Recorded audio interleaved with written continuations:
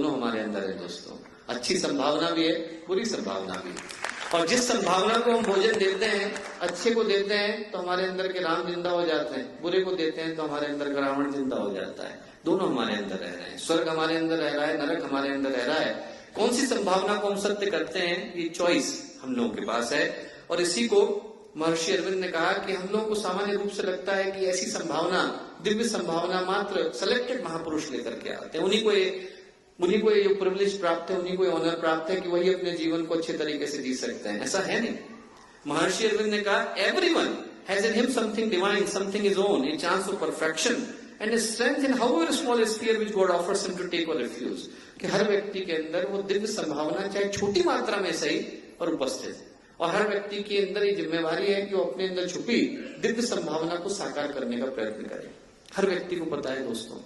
दुर्योधन से विदुर ने पूछा कि एक बात बता बेटा, तू और युधिष्ठिर दोनों एक ही स्कूल में गए, तेरे को पढ़ाने वाले वही टीचर कृपाचार्य द्रोणाचार्य, तेरे अंकल आंटी एक, तुम लोग रहते एक ही जगह पर हो, फिर क्या कारण है कि वो सारे काम धर्म के करता है और आप सारे काम अधर्म के करते हो? दोनों एक ही जगह पढ़े लिखे, ऐसा भी नहीं कि आप दोनों के स्कूल अलग अलग है, ऐसा क्यों है? तो दुर्योधन बोला जाना भी धर्मम नच में प्रवृत्ति, जानता हूं कि धर्म क्या है, करूंगा नहीं, मेरा मन नहीं। ऐसा थोड़ी कि मैं पता नहीं क्या धर्म है। जाना भी धर्मम नच में प्रवृत्ति, जानता हूं कि धर्म क्या है, करूंगा नहीं। जाना भी अधर्मम नच में निवृत्ति, जानता हूं कि अधर्म क्या है, छोड़ूंगा नहीं। केनोपि देवेन हृदय स्थितेन यथा नियुक्तोस्मि तथा करोमि। ऐसा लगता है कि कोई अंदर आकर के बैठ गया है और जहां मुझे नियुक्त कर देता है वहां पर मैं वही कर्म करने के लिए बाध्य हो जाता हूं। दुर्योधन को भी पता है दोस्तों कि सही क्या है गलत क्या है। सिर्फ आदमी चयन उस पथ का करता है जो कि आसान दिखाई पड़ता है और अधर्म का होता है। और इसी को पूज्य गुरुदेव ने कहा कि हर व्यक्ति के अंदर जो दिव्यता की संभावना है, हर व्यक्ति के अंदर जो भटका हुआ देवता है, हर व्यक्ति के अंदर जो छुपा हुआ महामानव है, यदि वो जाग जाए, मनुष्य के अंदर देवत्व का उदय हो जाए, तो इस धरती को स्वर्ग बदलते देर नहीं लगेगी। किसी और स्वर्ग की आवश्यकता क्या है? यदि हम में से हर व्यक्ति के अंदर का देवता जाग जाए तो क्या हमें किसी और स्वर्ग की आवश्यकता है? और आप में से जो लोग पूज्य गुरुदेव के जीवन से परिचित नहीं हो, मैं कहूंगा आप एक ऐसी शख्सियत की कल्पना करके देखें जिनने जीवन के 48 वर्ष, शुरू के 24 गायत्री महापुरुष चरण के, बाद में 5 वर्ष उनके हिमालय यात्राओं के, अंत के 5 वर्ष सूक्ष्मीकरण साधना के, इसके अतिरिक्त बीच बीच में जब उन्होंने साधनाएं करी, उस अवधि में जब वो किसी से नहीं मिले, ये वो समय था जिसमें वो एकांतवास में रहे। और बाकी के 32 वर्षों में उनने 3400 की करीब पुस्तकें लिखी। एक ऐसी शख्सियत जिनने पूरे के पूरे वैदिक साहित्य का अनुवाद किया और उसको निःशुल्क अवेलेबल करा दिया। There is no copyright, anyone can have it. अपने व्यक्तिगत रूप से जा करके 5000 केंद्रों की स्थापना गुरुदेव ने करी। आप कैलकुलेशन करके देखें कि यदि हम लोगों में से प्रत्येक व्यक्ति के पास मात्र यही काम हो कि हमें उस एक केंद्र में जाना है जिसको गुरुदेव ने स्थापित किया, तो 14.5 वर्ष के बाद दोबारा उस स्थान में जा रहे होंगे। एक व्यक्ति जो एक साथ 5000 व्यक्तियों का जीवन जी करके गए, और उनके जीवन के जो अंत के 5 वर्ष थे वो इसी उद्घोषणा के लिए थे कि आज मानवता एक चौराहे पर आकर के खड़ी हो गई। यदि हम लोग इसी गति से, इसी दिशा में, इसी दशा से चलते रहे तो फिर हम लोग अपने बच्चों के लिए शमशान घाट छोड़ करके जा रहे होंगे। और ये समय अपनी सोच को बदलने का है। उन्होंने कहा हम में से हर व्यक्ति के अंदर का देवता मौजूद है, और ये समय कहने का कम करने का ज्यादा है, अपने अंदर के देवता को जगाने का ज्यादा है। यदि हम में से हर व्यक्ति के अंदर का देवता जाग जाए, हम में से हर व्यक्ति के अंदर के देवत्व का उदय हो जाए दोस्तों, तो धरती पर स्वर्ग को आते देर नहीं लगती। तो एक दृष्टि मानवीय जीवन पर देखने की ये थी।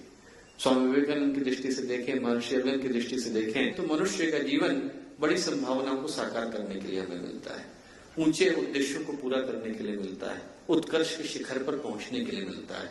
यदि हम उन संभावनाओं को साकार करते हैं तो फिर हम लोग अपने जीवन को ह्यूमन एक्सीलेंस की ओर लेकर के जाते हैं, मानवीय उत्कर्ष की ओर लेकर के जाते हैं, और अन्यथा जीवन दूसरे मार्ग की ओर चला जाता है। तो ये तो वो क्राइटेरिया था जो महापुरुषों ने रखा। यदि हम उस क्राइटेरिया पे अपने आप को सोच करके देखें, यदि उस क्राइटेरिया पे हम अपने आप को एनालाइज करके देखें, तो हम पाएंगे कि आज की तारीख में मानवता गंभीर संकटों के दौर से गुजर रही है, और संकटों की लिस्ट का अंत नहीं। ऐसे बहुत सारी चुनौतियां हम लोगों के सामने हैं, चाहे वो आदमी का गिरता हुआ स्वास्थ्य हो, चाहे वो क्लाइमेट का चेंज हो, चाहे वो बढ़ती हुई महंगाई की, भ्रष्टाचार की, आतंकवाद की समस्या हो या फिर और सारे इशू हो, इन सारे इशुओं पर बोल पाना संभव नहीं है। पर वर्तमान जो परिवेश है, वर्तमान जो परिस्थितियां हैं, उनके कुछ मुद्दों को आप लोगों के सामने चिंतन के लिए लेकर के आया हूं। उसमें से पहला पर्यावरण है।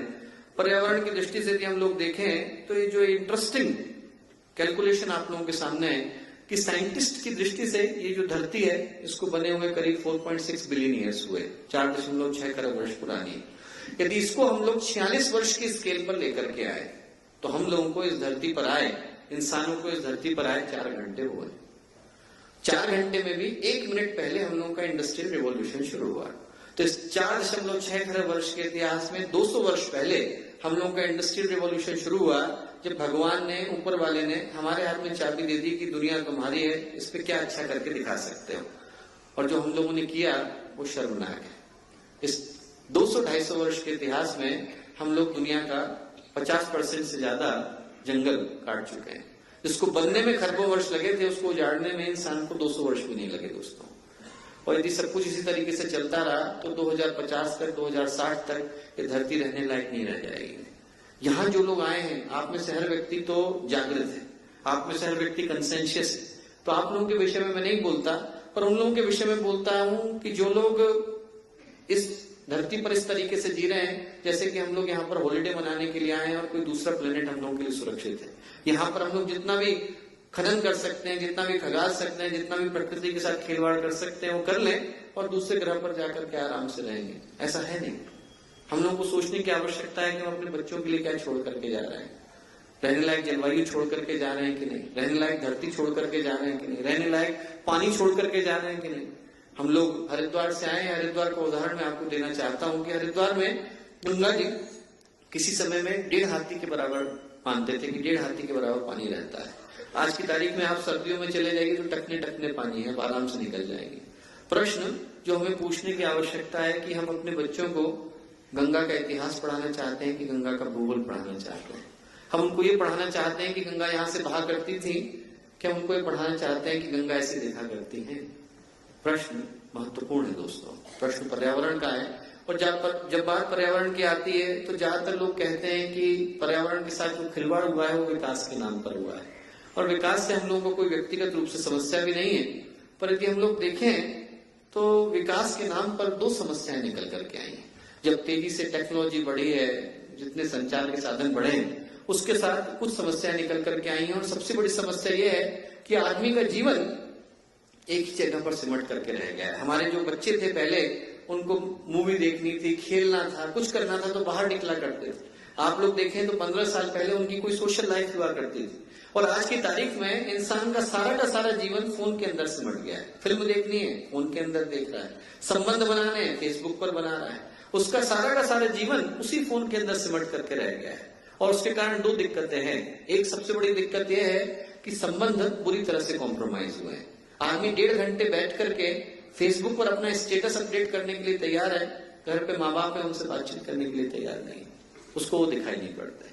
थोड़े दिन पहले मैं जोक पढ़ रहा था कि एक लड़का घर आकर के बोला कि कल लाइट भी नहीं थी घर में और नेट भी काम नहीं कर रहा था। तो मैं घर वालों के साथ बैठा, बड़े अच्छे लोग हैं वो लोग भी। पहली बार उसे पता चला कि वो लोग भी घर में हैं, उसको पता ही नहीं कि घर में कोई और भी रह रहा है। तो आदमी के जो संबंध है वो पूरी तरह से कॉम्प्रोमाइज हो रहे हैं। और इसके साथ एक और जो दिक्कत है कि आदमी का धैर्य पूरी तरह से चुक गया है।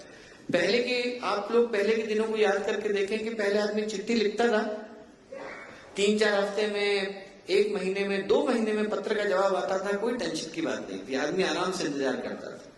और आज की तारीख में आदमी SMS करे, यदि 5 मिनट के अंदर जवाब नहीं आए तो हो सकता है कि रिलेशनशिप ही खत्म हो जाए। आप लोग कल्पना करके देखो कि यदि 3rd वर्ल्ड वॉर होगा तो शायद उसका पहला रीजन ये होगा कि इंटरनेट काम करना बंद कर दे। बाकी इसके अलावा और कोई शायद बिंदु नहीं होगा जो लोगों को सड़कों पर लेकर के आए। आदमी को ऑक्सीजन नहीं मिलेगी तो शायद रह लेगा, पर एक दिन यदि गूगल नहीं आदमी सर्च कर पाएगा, फेसबुक अपडेट नहीं कर पाएगा तो हो सकता है न रह पाए। तो जो हम लोगों की डिपेंडेंसी है टेक्नोलॉजी पे वो बहुत बुरी तरह बढ़ गई है। और जैसा कि मथायस ने कहा कि इसके पीछे की समस्या यह है कि people were created to be loved. संबंध इसलिए थे, रिश्ते इसलिए थे कि हम एक दूसरे को प्यार कर सके। हम लोगों के जो संबंध थे, माता पिता हैं, भाई बहन हैं, बाकी की चीजें हैं, they were there so that we could be loved. Things were created to be used. चीजें इसलिए थी कि हम इस्तेमाल कर सकें। हम फोन है, गाड़ी है, गैजेट्स हैं, इसलिए है कि हम उनका इस्तेमाल कर सकें। And the reason world is in chaos, दुनिया इसलिए तकलीफ में है क्योंकि things are being loved and people are being used. हम चीजों को तो प्यार कर रहे हैं और लोगों को इस्तेमाल कर रहे हैं। उल्टा हो गया, जिनके साथ जैसा व्यवहार करना चाहिए था वैसा नहीं कर रहे हैं। गाड़ी के लिए आदमी बहुत परेशान है, अपने फोन के लिए बहुत परेशान है। और आपको लगेगा कि बात हम लोग ऐसे हाइपोथेटिकल कह रहे हैं, ऐसा है नहीं। अभी पिछले वर्ष लंदन में उन लोगों ने सर्वे किया और आप लोगों को हंसी आएगी जान करके कि उन्हें लोगों से पूछा कि आपके लिए सबसे ज्यादा महत्वपूर्ण चीज क्या है। 62% लोगों ने कहा सबसे पहले नंबर पर आईफोन, नंबर 2 पर आईपैड, नंबर 3 पर गाड़ी, नंबर 4 पर कुत्ता बिल्ली, 5वें 6ठे नंबर पर माता पिता का नाम आया। This is happening right in front of us. जो चीज हो रही है वो हमारी आंखों के सामने हो रही है कि संबंध उसके कारण बुरी तरह से कॉम्प्रोमाइज हो रहे हैं। और इसके अतिरिक्त जो इन्फॉर्मेशन इंटरनेट पर सर्कुलेट हो रही है, जिस तरीके की इंफॉर्मेशन साइबर वर्ल्ड में चल रही है कि उनके सन क्या डाउनलोड कर रहे हैं और डॉक्टर्स क्या अपलोड कर रही हैं, इसके लिए पेरेंट्स पूरी तरह से चिंतित हैं। जो इंफॉर्मेशन वहां पर सर्कुलेट हो रही है और इसके कारण ironically we are living in a world where deleting history has become more important than creating history. कि लोग इंटरनेट पर जिन साइटों को देखते हैं सबसे पहले उसको डिलीट करने का काम करते हैं कि सारा कोई और न जान जाए कि हम कौन सी साइट देख रहे थे। जिस तरीके की इंफॉर्मेशन आई, 15-16 साल के बच्चे हैं वो भी सबसे पहले इंटरनेट एक्सप्लोरर पर जाकर के हिस्ट्री डिलीट करते हैं। और उसके कारण जो आयरोनिक सिचुएशन है वो ये है कि डिलीटिंग हिस्ट्री, इतिहास को मिटाना इतिहास को बनाने से ज्यादा महत्वपूर्ण हो गया है। और उसके कारण आज की जो स्थिति है दोस्तों, आज की जो रियलिटी है वो ये है कि हमारे घर बड़े हो गए, बहुत बड़े बड़े घर हैं, परिवार छोटे हो गए। लोगों के पास घर बहुत बड़े हैं, परिवार छोटे हैं, दिल भी छोटे हो गए। कहने को हम लोगों के पास एजुकेशन ज्यादा है, कॉमन सेंस खत्म हो गई है। लोग पहले की तुलना में ज्यादा पीएचडी लेकर के निकल रहे हैं, डीलिट लेकर के निकल रहे हैं, बड़ी बड़ी डिग्रियां लेकर के निकल रहे हैं। सामान्य चीजों की समझ जो है वो आदमी की कमजोर पड़ती जा रही है। एडवांस हो गई है मेडिसिन पहले की तुलना में, चिकित्सा अत्याधुनिक है, हॉस्पिटल्स ज्यादा बेहतर हैं, पर जो दिक्कत है वो ये कि आदमी की हेल्थ कमजोर हो गई है। कहने को बहुत अच्छे अच्छे हॉस्पिटल हैं, पहले ऐसे नहीं हुआ करते थे, पर आज की तारीख में इंसान जो है अपने घर की सीढ़ियां भी बिना सहारे के नहीं चल सकता। थोड़ी सी दूरी में यदि आदमी को बिस्तर से भी उतरना पड़े तो 4 बार आदमी खांसने लगता है और खांसने लगता है। इंडोलेंस आदमी की पूरी तरह से सफर करी। और कहने को हम लोग चंद्रमा पर पहुंच गए हैं, पर यदि पड़ोसी का पता पूछा जाए तो आदमी लड़खड़ा जाएगा कि किसके बारे में बात हो रही है। आप दिल्ली जैसे शहरों में चले जाएं तो आदमी को सच में नहीं पता कि किसके बारे में हम लोग बात कर रहे हैं, उसको नहीं पता कि आसपास कौन रह रहा है। और इनकम बढ़ गई है, आदमी के पास पैसे ज्यादा हैं, पर आदमी मन की शांति को खो करके बैठा है। पैसे बहुत है। सिकंदर जब भारत आया तो सिकंदर के गुरु ने कहा कि साहब आप भारत से एक योगी को लेकर के आना। तो सिकंदर ने देखा एक व्यक्ति है साधना में बैठे हुए ध्यान में, उसने उनसे कहा कि साहब आपको मेरे साथ चलने की आवश्यकता है। उन्होंने कहा बिल्कुल चलेंगे, पर आप हैं कौन? उन्होंने कहा मेरा नाम सिकंदर महान है। बोले साहब सिकंदर समझ में आ रहा है, महान समझ में नहीं आ रहा है। बोले मैंने आधी दुनिया जीत ली है, बाकी की आधी दुनिया जीतने वाला हूं, इसलिए आप मेरे को लोग महान कहते हैं। बोले आप सारी दुनिया जीत लोगे तो क्या करोगे? बोले मैं बहुत सुंदर महल बनाऊंगा। बोले फिर नौकर चाकर रखूंगा, फिर हीरे जवाहरात रखूंगा। बोले सब कर लोगे तो क्या करोगे आप? योगी ने पूछा। सिकंदर बोला कैसा सवाल है, आराम से बैठूंगा चैन से, सब कुछ कर लूंगा तो आराम से बैठूंगा। योगी बोले साहब उसके लिए आधी दुनिया जीतने की आवश्यकता है, मैं आराम से भी बैठा हुआ आराम से। मन तो मेरा अभी शांत, मन शांत हो जाता है तो पीस ऑफ माइंड आ जाए तो जितना भी है उतना आदमी के लिए पर्याप्त हो जाता है। तो इनकम तो है आदमी के पास, मन की शांति नहीं है। नॉलेज है, पहले की तुलना में Google, Wikipedia, source of income बढ़ गए हैं, पर जो विजडम है वो खत्म हो गई। एक कहानी है कि एक व्यक्ति जो है वो मंदिर में पुजारी जी के पास जाकर के खड़ा हुआ। उसने कहा साहब आज तो मैं इनको प्रश्न पूछ करके ही बेहाल कर दूंगा। उन्होंने कहा कि मंदिर में उन्होंने पुजारी से पूछा कि साहब सबसे बड़ा कौन है? पुजारी ने कहा भैया सबसे बड़ा भगवान है। बोले भगवान सबसे बड़े हैं तो मंदिर में क्यों खड़े हैं? उन्होंने कहा नहीं साहब मंदिर जो है भगवान का घर है, मंदिर बड़ा है। बोले मंदिर बड़ा है तो धरती पे क्यों खड़ा है? तो पुजारी ने कहा भाई धरती माँ है, सबको धारण करती है, धरती भी बड़ी है, धरती माँ है। बोले धरती बड़ी है तो शेषनाग पर क्यों खड़ी है? तो उन्होंने कहा शेषनाग भी बड़े हैं, शेष भगवान है, सारी धरती को धारण करते हैं। बोले शेष जी बड़े हैं तो शिव जी के गले में क्यों पड़े हैं? तो उन्होंने कहा, एक तो प्रश्न पे प्रश्न पूछ रहे हैं। उन्होंने कहा कि भगवान शिव भी बड़े हैं। बोले शिव जी बड़े हैं तो कैलाश पे क्यों खड़े हैं? उन्होंने कहा साहब कैलाश बड़ा है। तो उन्होंने कहा कैलाश बड़े हैं तो हनुमान जी कानी उंगली पे क्यों खड़े हैं? अब वो परेशान हो गए। उन्होंने कहा तो प्रश्न में प्रश्न पूछ रहे हैं। तो वहां पे एक साधु बाबा बैठे थे। उन्होंने कहा आप उससे बोल दो भैया सबसे बड़ा तू ही है। तो उन्होंने कहा तू ही सबसे बड़ा है। उन्होंने कहा आप ही सबसे बड़े हो। तो खुश हो गया वो आदमी। तो साधु बाबा बोले कि एक बार बता बेटा कि तू सबसे बड़ा है तो मंदिर के नीचे क्यों खड़ा है? तो आदमी जो है, यदि हम एजुकेशन की दृष्टि से देखें तो कॉमन सेंस की दृष्टि से देखें, विजडम की दृष्टि से देखें तो आदमी के पास नहीं है। और जो सबसे वर्स्ट सिचुएशन है वो ये है कि हम लोग की जनसंख्या बढ़ गई है दोस्तों, पर मानवता चली गई।